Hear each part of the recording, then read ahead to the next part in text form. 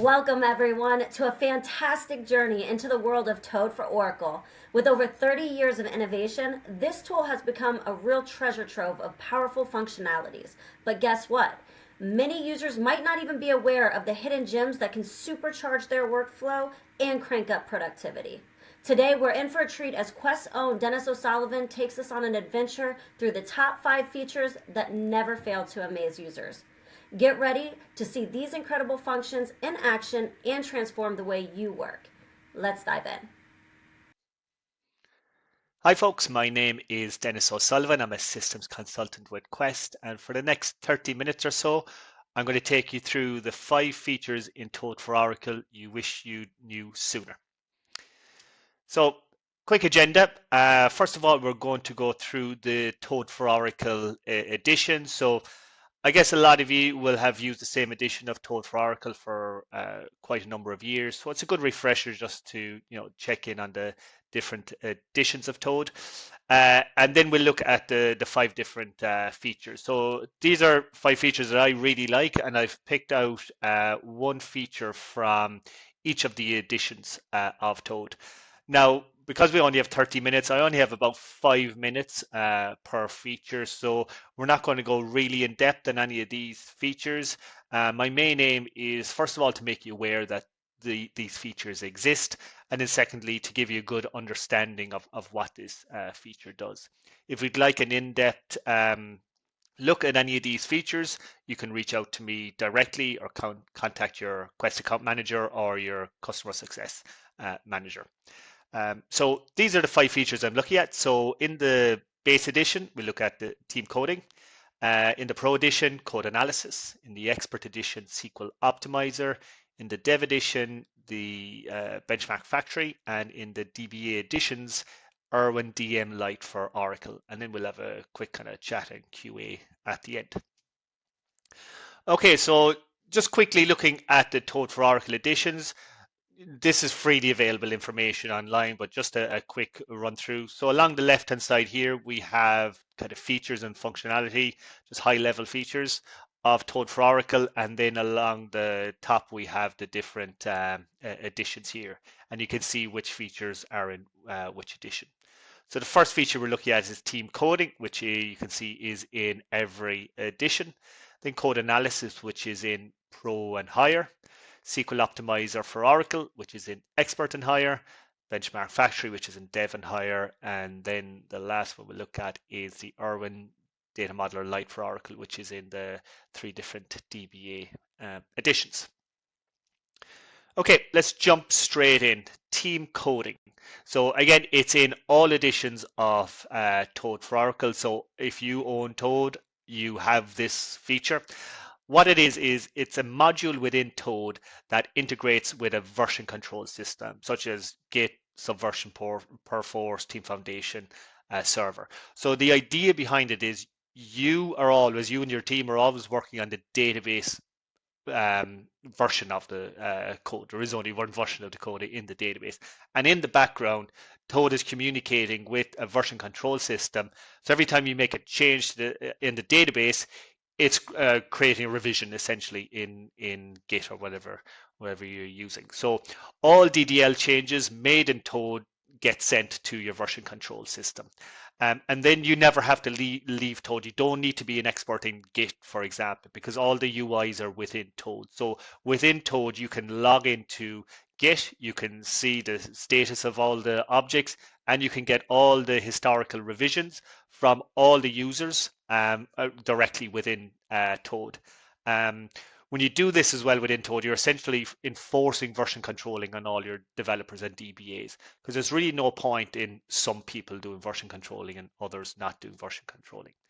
And it also does logical locking so users don't overwrite each other's work. So to emphasize, this is logical locking. We're not creating any database locks. It's just done within Toad, so it knows that user Dennis is currently working on this object. Therefore, any other user will just get a pop-up message saying, you can't make any changes because Dennis is working on it. So you don't inadvertently overwrite each other's work. Right, so let's jump in and have a look at team coding.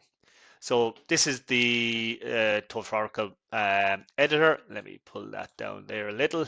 So if I want to work on an object, we'll say this procedure called loopproc, just double click on it. And this has invoked my checkout of Git. I'm using Git. And I have on the configuration set it to enforce a comment when checking in and when checking out an object. So we're going to say this is our 5 features demo. Sorry, 5 features demo. Click OK. So not only is it loading the object in my editor from the database, it's also checking that object out of Git. So it has loaded it into the editor from the database, and you can see here it has checked it out of Git. If you go to View and Team Coding Manager, you get this little slider option along the left-hand side. I'm just going to pin that here for a moment. So this is your view into Git. So again, you don't need to know, the ins and outs of Git to use this. So at a high level, I have a Git project called demo. If I get rid of this for a sec, I have an instance called pdb dev. I have a schema called quest, and then within that I have a list of different object types. And I'm working on a procedure here, so if I expand my procedures, you'll see that my loopproc procedure, which is open in the editor, is currently locked. And all the others are available. And if we look at other objects, they're all available, bar this one object which is locked. So if any user logged into this database, into the schema, tried to access this object, they would get a pop-up message saying user Dennis O'Sullivan is currently working on that. So that is the logical locking. The setup of team coding is very simple. You just go through the configuration wizard. So it installs into your instance. So what it does, it creates a Toad schema within the same instance as the objects you want to version control. And then from there, you specify your version control system, punch in the details here, and then you create a project where you specify the objects that you actually want to version control. So you can go down individual object types, and you can go in and specify individual objects. So that's how it's all set up. And again, it's stored within the instance of the same instance as the objects which are being version controlled. So I can make whatever changes I want here. So, even if it's just a comment, whatever, or fix my typo. Press F5 to actually apply it to the database. And when that is done, I can actually just close this. That's just save it to file, click no on that. And it has released it back into Git with my changes. So you can see now it is available for other users to pick up. If I want to see the history of this, I can right click and go to properties. This gives me the high level information about the object. I can view the full revision history as well. Pull this screen up a little, or it doesn't pull up, I can see every revision, who made the revision, the date they made the revision, and the comment that was entered. So that's the comment I just put in. I can right click on the revision, I can grab it and open it into the editor, or I can compare it with another revision or the current version in the database. So I can access all my historical revisions from all users. So again, without being an expert in a version control system, I have full access to all the features. Now, there is one, I suppose, differentiator between, say, using something like Git, which is a distributed version control system, and using something like Subversion, which is, say, non-distributed or centralized. If you're using Git, then Toad will talk to the distributed or the local Git repository, and then you'll have your push and pull commands to push that up into GitHub or GitLab. Whereas with Subversion is centralized, so it's always talking to the main kind of repository. Obviously, you can create branches and stuff like that as well, but important to notice the difference there, or point out the difference there.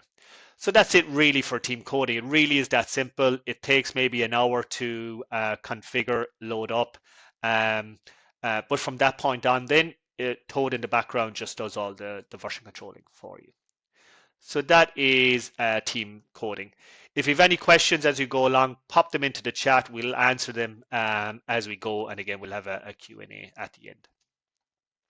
Next feature, okay, code analysis. So very simply, this is Toad's inbuilt code review module. Um, I always explain it as a bit like spelling and grammar check in Microsoft Word. So when you're in Word and you're typing and you make a spelling or grammar mistake, it'll put a little squiggly line underneath it. And we do the exact same thing for SQL code and PL SQL code. So as you're typing in the Toad editor, if you break one of the rules, it'll put a squiggly line underneath it. You right click and it will kind of explain what you've done wrong. So it's quite similar to spelling and grammar check. So as it says here, it checks SQL and PL SQL code, meets industry and your own organizational best practices and standards.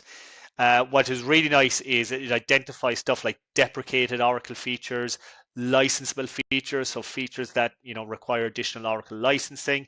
And if anyone's gone through an Oracle audit, you'll know that Oracle don't necessarily stop you from using them.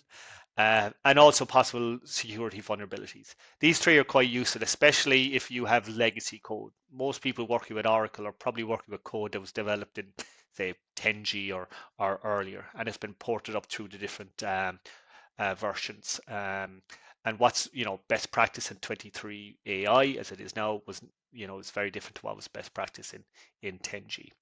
And the aim really is the third point here to improve the overall quality of your code. So let's jump into Toad for Oracle and have a look at that. So I'll grab my loop-proc procedure again. So now we're doing a code analysis demo.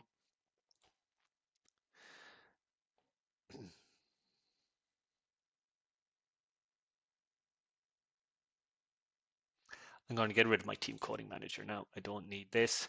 So to access the pre-built rules, if you just go to View, Toad Options, under code analysis, just check it on to check this box on to turn it on.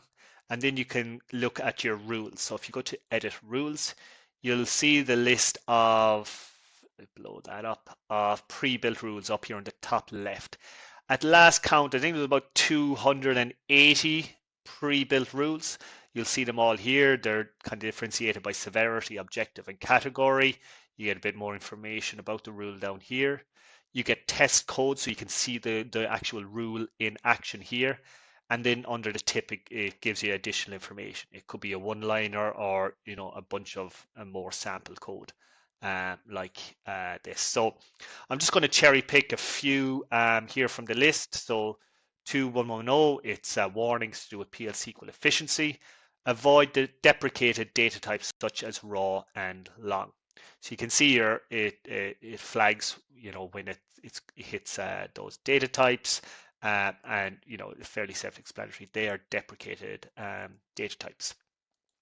Look at this one here. Specify column names or aliases instead of numbers in an order by clause.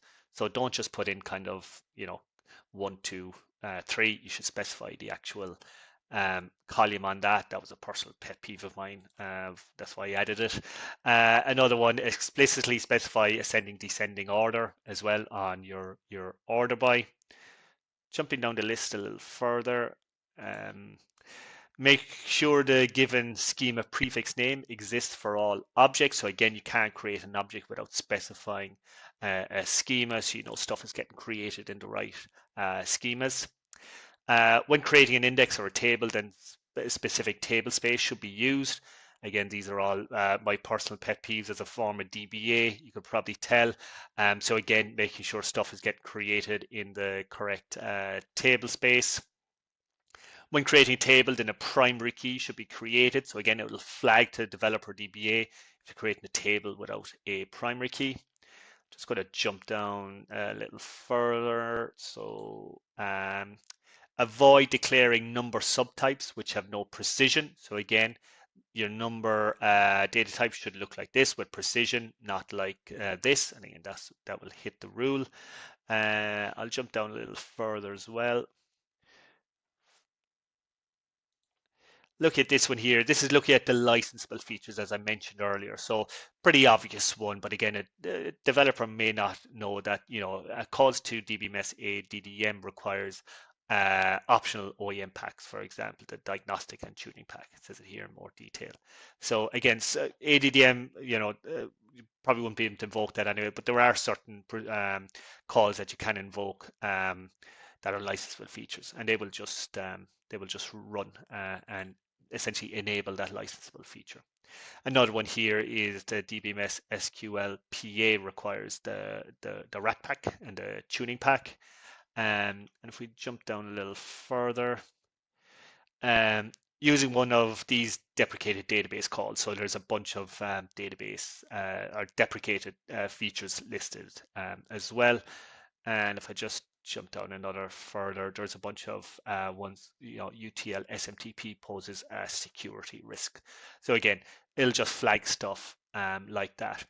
So there, like I mentioned, there are about 280 rules. Some of them are very specific to, say, DBA activities, probably the ones I've shown you. There are also kind of developer, PL SQL developer specific rules.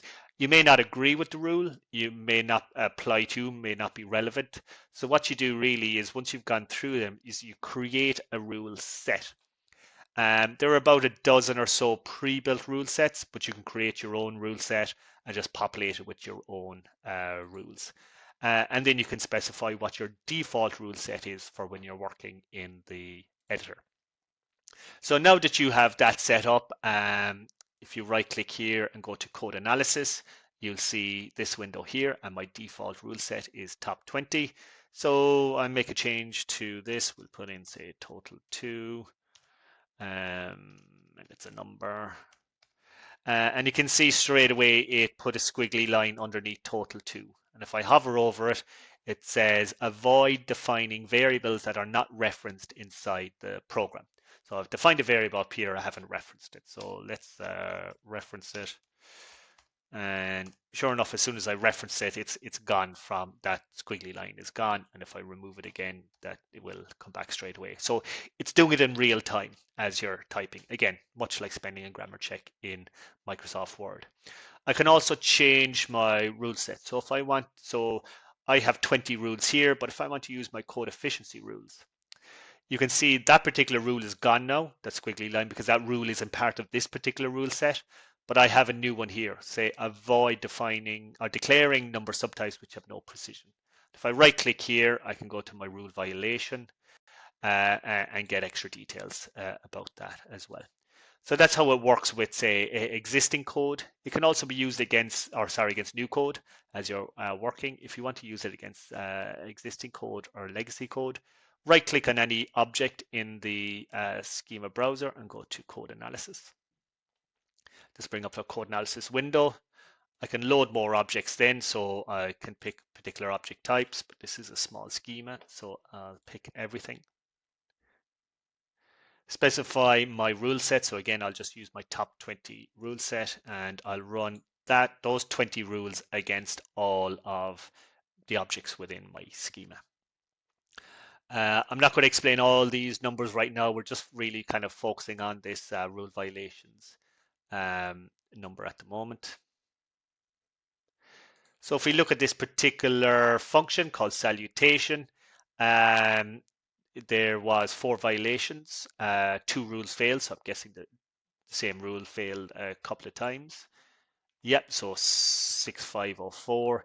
And as you highlight these violations, you see on the right hand side, we can see the source code. So you can see the exact line of code that actually relates to. So it makes it easier again to resolve that issue. So that's code analysis. I highly recommend use it if you have a pro license or higher. Just turn it on and you'll instantly get value from it. So highly recommend that. Ready? Jumping on quickly, I'm going to go to SQL Optimizer, one I love. I used all the time when I was working in the real world as a DBA. Just read it out here. Simple interface that solves the challenges of SQL tuning for developers with its patented rewriting algorithm. Basically what that means is you give it a SQL statement and it will find every possible alternative for that SQL statement that say A returns the same results and B gives you a unique execution plan. It'll do index recommendations. If you can't update the source code, you can pin or deploy particular plans for a SQL statement, and it can go off and it can find problematic SQL statements. So you can point it at the SGA, you can point it at your PL SQL objects, you can point it at files, SQL files, or even Oracle forms and reports files, FMBs, and it'll strip out all the SQL and optimize it. So let's take a look at Optimizer. So let me find Optimizer here. Here it is at the end of the list. So I'm going to do the SQL rewrite. I'm going to grab a SQL statement here. It's just a very simple SQL statement because this can literally take hours for complex SQL statements. I can look for a rewrite or I can ask it to generate an index. I'm going to say a rewrite. So it's going to say, okay, what database does this run against? It's going to run against dev. I'd recommend using non-prod here. So now it wants to know a bit more about it. So where is it used? How is it used? How frequently is it executed? And am I seeing particular symptoms that I want to resolve? I'm going to accept the defaults. So it's just going to execute the original. It's actually looking for bind variables now.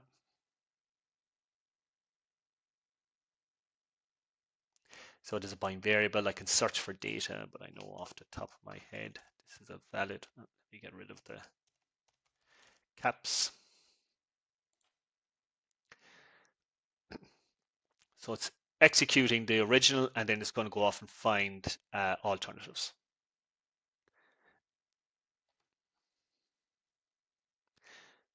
So again, a very simple SQL statement. It found 5 alternatives and it's completed.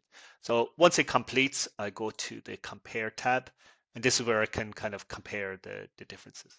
Pull this down a sec. So in the top table here, I have the original SQL statement and then the list of alternatives. What it deems to be the best alternative, it'll put in the second row, highlighted in green. We put this cheesy little trophy here to say this is the best alternative. But here's why it's a better alternative. Look at the cost plan difference. Look at the elapsed time difference, 99.68% improvement. First rows, physical reads, logical reads, and you can go on right across the list here. In the second panel here, we look at the actual SQL statements. So this is the original statement, the problematic statement that I fed the tool. Here is the rewritten statement, rewritten alternative number 2. And I can also compare the plans. Now, I might look at this alternative. I don't like, for example, the use of this particular hint. So I want to look at another alternative. In terms of plan cost and elapsed time, alternative number 1 is very similar. So I click on one and it populates it in the second row so I can compare it against the original. And you can see the alternative here is different. It's not using any execution, or it's not using any hint, and I prefer that. Now, we haven't updated your source code. All we're doing here is giving you the information to make an informed decision. If you like this alternative, you can right click, select all, right click, copy, put it into your source code. But it's a really powerful, really useful tool. As I mentioned, it can search for indexes as well, index candidates. It can do manage plans. You could scan your objects and stuff like that as well. But this is kind of what people use it most for, is rewriting SQL statements, finding better alternatives for SQL statements. So really powerful tool. And again, everything I show you today can be used against Oracle Standard Edition database. We do not use or require any enterprise features or any enterprise pack features. Okay, moving on quickly. Next feature I want to talk about is Benchmark Factory. It is runs database workloads and scalability testing. There's kind of 3 popular use cases or features within Benchmark Factory. The first one is the capture and replay, where you can point it at your existing production database for, say, 4 hours. It'll capture all the activity that ran against that database, and then you can replay that database against, say, a pre-production instance. So maybe you're migrating to another server or migrating to the cloud, and you want to know, before you migrate, how well will my production workload run in this new environment? And Benchmark Factory can do that for you. It can also run industry standard benchmarks, the TPC workloads, which are quite popular. And it can also do scalability testing. So you can give it, say, a particular package. It might be your order entry package, and you can overlay a workload on that, say your month-end reporting. And you want to see how well will my month-end report, my say order entry package run when there is a lot of say month-end reporting running simultaneously. So you can create these kind of workloads, and then you can test at scale. So you can say, okay, run this with 100 concurrent users. And again, I'm guessing you don't have 100 QA staff to test that, so it's quite useful in a non-production environment to scalability test a particular workload. Okay, so let's take a look at Benchmark Factory. I'm just going to show the capture and replay workload. It's really cool and really popular. So make sure I can connect to database. I'm going to run a capture and replay. We have a list here of existing captures, but I'm going to perform a new capture. Test connection here. Very good. I can use trace files or fine-grained access control. If you're using pluggable databases or if you're using RAC, you'll have to use fine-grained access control. Just give it a name. So we'll say capture 5. Sorry. Try that again. 5 features. The database directory, so it's as the Oracle will see it. So this will be, say, within the Oracle home, there'll be a BMF folder, and you can just do a check on that, and that exists. And the capture directory is just locally to your PC. At this point, it would be recommended to run something like AWR report, stack pack, or ADDM, some way of kind of interrogating the results. So Benchmark Factory is very good at capturing and replaying workloads, but it doesn't give in-depth statistics as to kind of what happened during those periods. So using something like AWR, StatsPack, ADDM is very useful. Also something like maybe Foglight for Oracle or OEM as well. But at this stage, I'll just select no. You can capture the entire database or the activity of certain schemas. At this stage, you might want to take an export. So obviously, when you're replaying this workload, you're going to have to replay it against something. So it's kind of saying this is a good time to take an export, but I'll just remove that.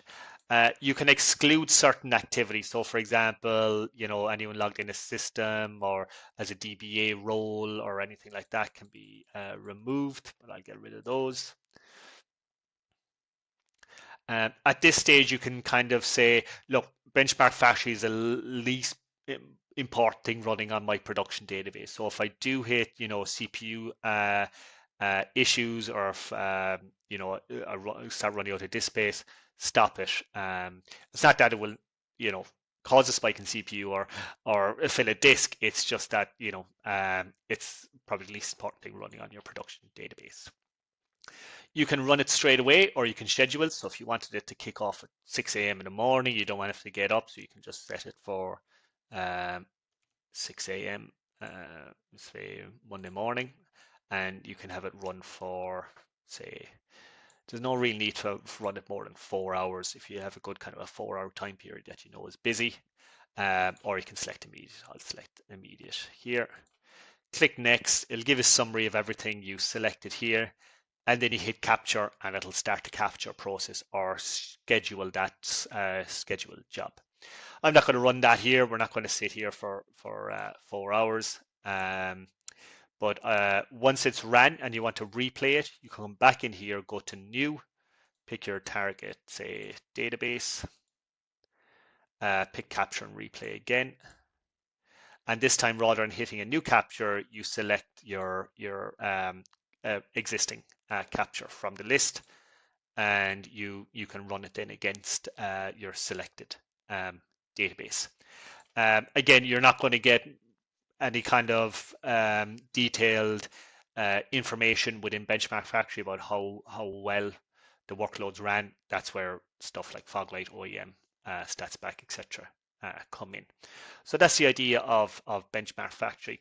In terms of replaying the jobs, you can deploy agents to servers. So you can deploy them to Windows servers or Linux servers. The idea there is you're not running an entire 4 hours of production workload from your laptop. That you can deploy as many agents as you want, and that will distribute the workload across those agents. So that usually resolves that kind of issue.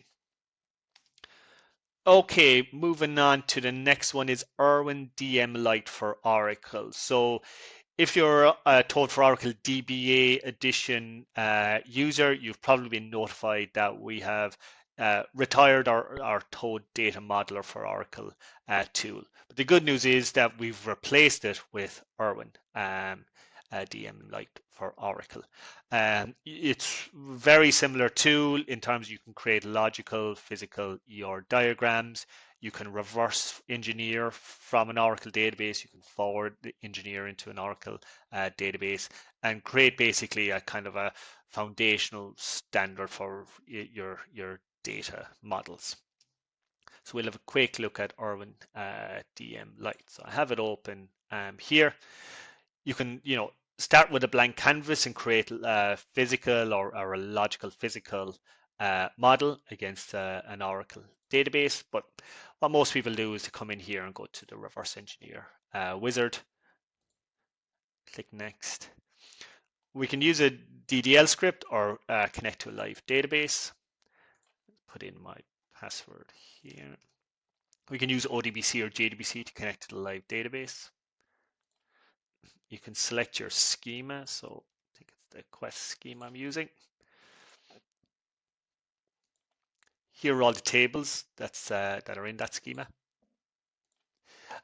You can knock out stuff like maybe kind of database links. Or if you want to remove any PL SQL objects, you can do at this point in time as well. It can start inferring relationships and primary keys as well if they don't exist, but I'm just going to accept the rest.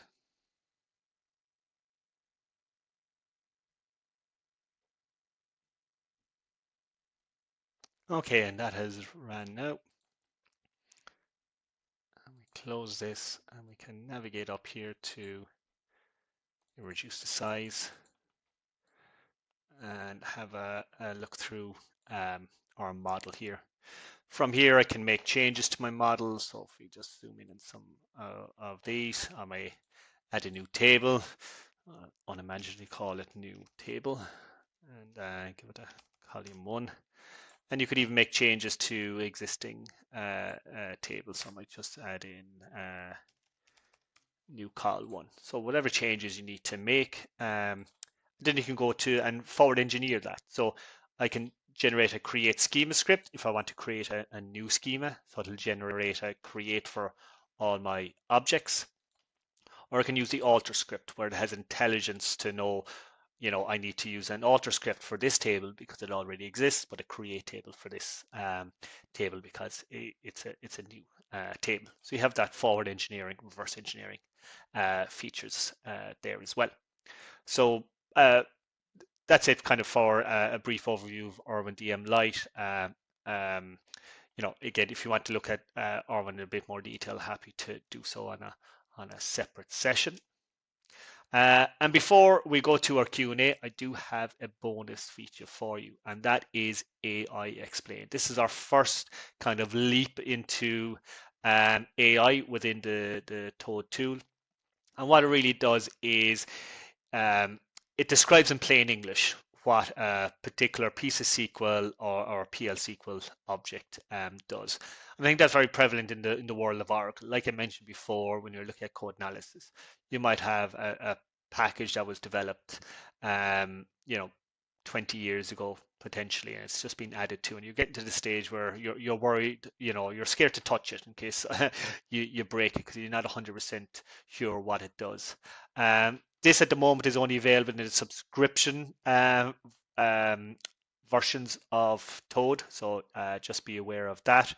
And when you have the subscription version, you have the AI license key. You have a piece of code here. I'm not 100% sure what it does. So you can just hit the AI button here. And I'll just explain what this is. The aim of this statement is to identify the age of customers at the time they made each order. It helps in analyzing purchase patterns with respect to the customer's age groups. This information can be useful for targeted marketing, understanding customer demographics related to purchase behavior. That's a pretty good description of this 3 lines of code, I must say. And it can also be used against PL SQL objects, such as packages, procedures, etc. So I have this particular, say, a procedure, for example, and I have this AI explain button. And again, it explains exactly what is the purpose of this procedure is to facilitate the creation of new orders. It breaks it down in terms of parameters, variables, exceptions, operations, error handling, etc. And you can feed back into this as well. Was this helpful or was this not helpful? So I think this is a really cool feature. And it's kind of exciting that we're moving into this realm with Toad incorporating AI features. So thought I would add that into the list as well. So without further ado, I ask you to submit any questions that you may have about the 6 topics I showed you. I will say as well, the next episode, episode 3 in our Toad Skills 101 is the importance and process of upgrading Toad. That's with my colleague Matthew Fan on June 18th.